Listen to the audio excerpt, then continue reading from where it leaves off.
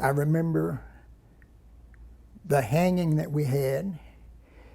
My mother like had a conniption fit because my father was going to take us. Now this is when he had the service station. And the service station that we went to watch the hanging was 1 block down. And my father had an old car, and he drove the car down there, and he parked it, and he faced it to where we could see. And then on the day that the man was hung,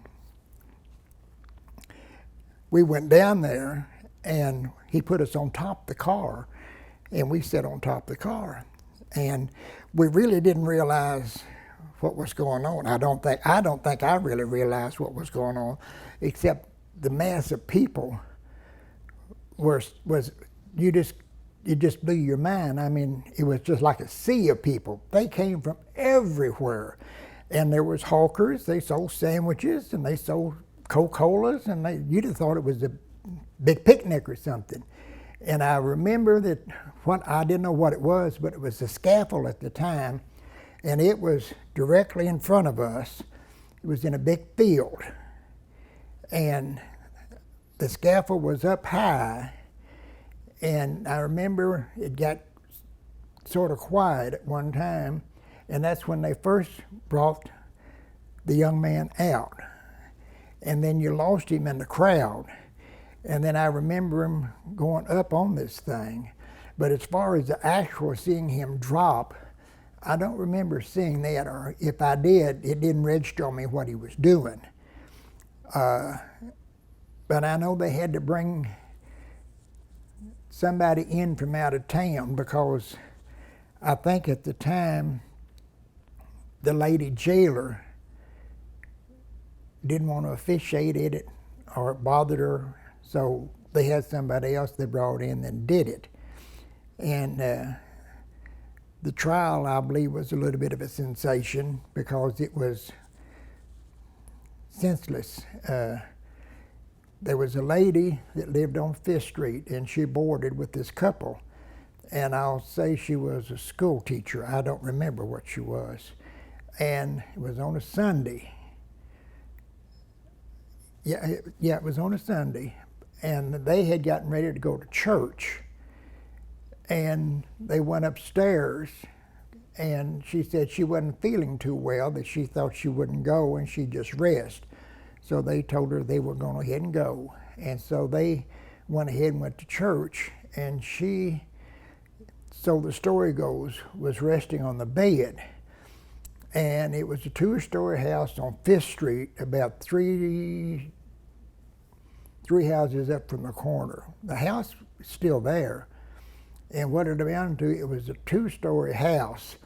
And back in the back or the side of the house, there was a lean-to like this.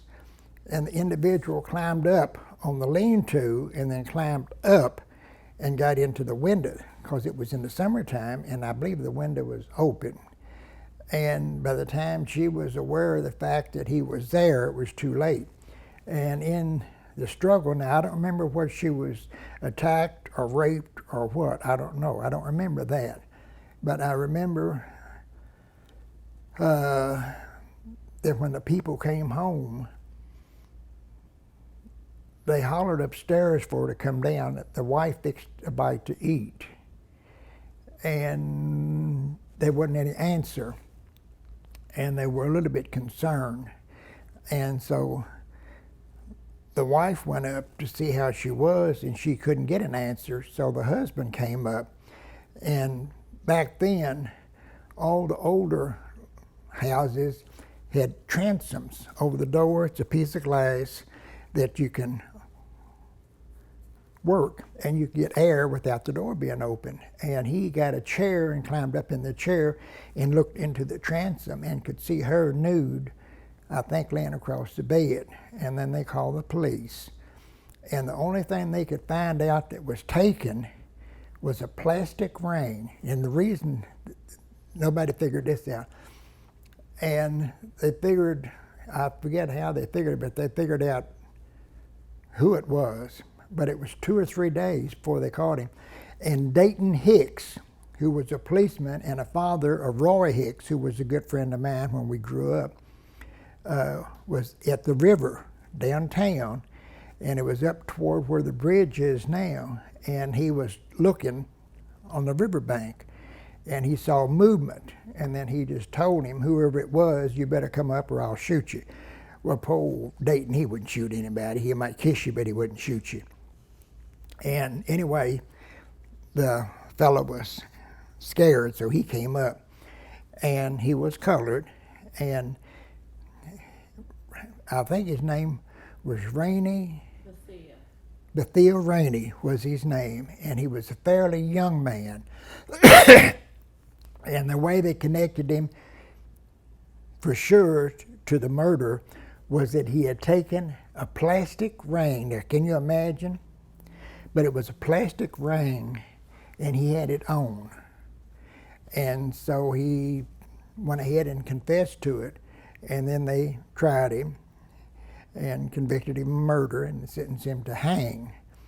And this was the last official, irregardless of what anybody says, don't believe them.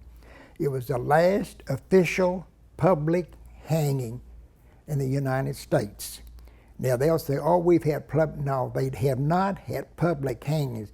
They have hangings that's open to, say, the newspapers or reporters or stuff like that, or to special individuals. But this was the last public hanging. Everybody, come on, we're going to have a hanging. That made it public. Everybody went, had everybody had a wonderful time, and it was over just like that.